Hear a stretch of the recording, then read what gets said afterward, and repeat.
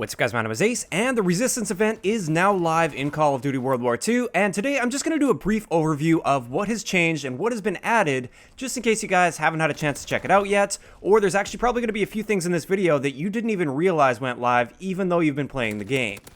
Keep in mind, like I said, this is going to be a brief overview. I am going to be going into great detail with a lot of these things in future videos as the week goes on. This is more so just something to let you know what's changed and what's been added. So for instance, I am going to be talking a little bit about the new guns. I'll share a couple stats of them so you know kind of where they stand, but I still will be doing the actual detailed gun guides on those in the near future. And we might as well kick this list off with the new weapons. First up, we have an SMG. This is called the Orso. If you wanted to buy this straight up just with armory credits, it only costs 7,200 armory credits in the Quartermaster, which is great. I think most people that have been saving up armory credits, this will be no problem whatsoever to be buying this SMG. With this one, it appears to be a 4 to 6 shot kill, which is pretty standard for SMGs. It may have an extremely close 3-shot kill range, but I haven't done the detailed testing on that yet. And the fire rate I was able to get, which is a hand-tested fire rate, is 805 rounds per minute. This SMG is actually most comparable to the Thompson. Just keep in mind, it does have a slightly slower fire rate than the Thompson. As for the second gun that was added, this is the Volkssturmgewehr, and this is an assault rifle. This one is quite similar to the STG, but it's actually a little bit better based on all of the stats I've managed to collect so far. This gun is going to cost you a lot more than the Orso if you want to use armory credits to buy it right off the bat. It's going to cost a total of 23,725 armory credits if you go through the collection and buy the entire collection. It's still a lot cheaper than the Sten was when the Sten launched with the winter event. But having said that, it is a little bit pricey, but in my mind, it's well worth spending the armory credits on. This thing is a 4 to 5 shot kill, and it has a rate of fire of 715 rounds per minute. Its recoil is very manageable as well. It's got pretty much just vertical recoil. It barely kicks to the side, and it's very, very easy to control. In my mind, this thing is significantly better than the STG, but like I said, these are just the initial stats. I'm sure there's more going on, and we'll have to wait and see once I get into my gun guides. Now, the final weapon that was added with this event is the 9mm SAP pistol. This one I don't have any stats on yet because I haven't unlocked it yet. In order to unlock this weapon, all you have to do is prestige the Resistance Division. And this brings us on to our second thing that's been changed or added with the Resistance event. This is a brand new division. Now, a lot of you guys will have already seen all the perks that you get through this, but I'll just quickly go over them here. For the first tier of perk with the Resistance Division, you get a pistol tactical knife. So when you're using a pistol and you have that pulled out, you will have a tactical knife, which should have a faster melee and everything like that. Although I haven't done any testing on that yet, but I will be doing that very soon. The second division skill is you scramble nearby enemy minimaps. So a lot of you guys remember from Modern Warfare 2, when you get close to enemies, their minimap will get all fuzzy and it will just completely screw with their minimap.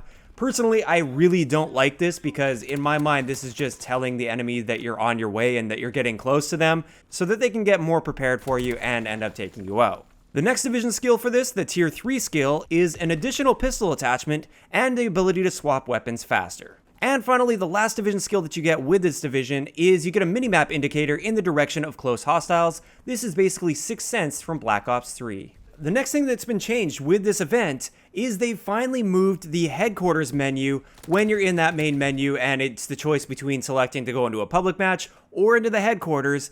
Before, they had it so the headquarters was the first thing selected, and for a lot of people, instinctively, you just press X when you want to search for a game, and then you'd have to wait for the headquarters to load, and it was really frustrating. There was a little bit of backlash against that. They finally moved it, so now public match is the first selection. This is much more intuitive. It's exactly how it should have been. I'm really happy that they made this change. Next up were the changes to the headquarters itself. When you're in the headquarters, you'll see there's a totally new theme. It's kind of like with the winter event, they had the Christmas tree and everything. This one, it's not a Christmas tree, but there's a car in the middle, and then a bunch of things have changed. There's flags and graffiti and things like that. When you're in the firing range itself, when you throw an explosive into one of the tires, you get an explosion of like pamphlets and stuff with the Resistance, which is kind of cool. And also, the biggest thing that's changed in the headquarters is the 1v1 pit is completely different. It has a completely different layout, and this is so cool to see. I'm really excited to see this. This opens up a lot of opportunities for the future. I really would like to see it, so this constantly just rotates between different layouts, so you never know what you're going to get when you go into the 1v1 pit. I think that would be great, but either way, it's nice to see a completely different layout for that 1v1 pit. Next up is the emblem gallery is now live. It's active, so you can go there, you can upload your emblems for other people to download as well as vote on and everything like that. I have uploaded my emblem. If you guys are interested in downloading my XA emblem or upvoting it or whatever, feel free to do that if you can find it in the emblem gallery. Next, if you go into the feature tab, you'll see that Prop Hunt has been added to this game. I haven't had a chance to check it out at the time of recording this video, although I will probably play a game or two and throw it in for some background gameplay as I'm talking right now. I'm really excited to try this out. I think it could work well with this game, so very interested in that one. Next up, we got a few gameplay related changes. First off, friendly shell shock has been reduced. They've made it so you still have that visual effect of being shell shocked, but it no longer affects your movement when it's a teammate's grenade or explosive, and it also doesn't affect your slowdown on your aim as you're sweeping your aim, which is amazing to see. Once again, this is something I will do the detailed testing on. I did a little bit of before testing, so we'll have some after testing and compare them side by side in one of the videos coming this week. Second, Condry mentioned that they reduced the footstep volumes a little bit. Again, this is going to be something that I haven't tested yet, but I will be getting into that as the days go on here. Another thing that's finally been fixed, it's been a very long time coming, is the voiceover lines for the announcer in the war game mode.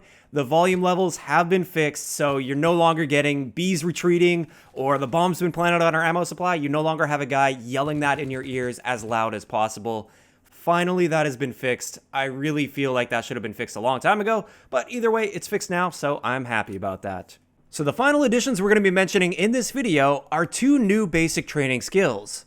First up is just a standard basic training skill. This one is called Saboteur. With this one, you get a shorter fuse on your explosives, as well as one extra lethal on your class. This is definitely an interesting basic training skill. I don't think I'm really going to be using it too often because I just feel like there's a lot better basic training skills out there to be using, but some people are going to be liking this, and also some people will be hating this because of the extra lethal that it has on it. And the second basic training skill is called Shifty, and with Shifty, this is one that you unlock for prestiging the Resistance Division. Just like with Hunker, for instance, with the Armor Division, this is what you get for prestiging Resistance, and with this one you get an additional pistol attachment as well as unlimited pistol ammunition, and as a bonus, your pistol magazine is always full when you switch from a primary to that weapon. This is actually a very interesting basic training skill. I really like the concept of that. A lot of people have been asking for quite some time for that additional pistol attachment. And also the fact that you get unlimited pistol ammo, this is going to be pretty crazy for those people that want to do some unique pistol challenges or something like that. So again, probably not a basic training skill that I'm personally going to be using too often, but it's a cool addition to the list of basic training skills. And with that, that's going to wrap it up for today's video. Now, a couple things that you guys might have been expecting, but we haven't seen yet, at least at the time of recording this video.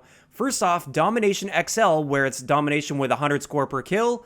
That is nowhere to be seen at the moment. I'm sure we'll get something about that soon. We'll get some kind of an announcement. A lot of people are expecting that today, myself included. And also, health regeneration.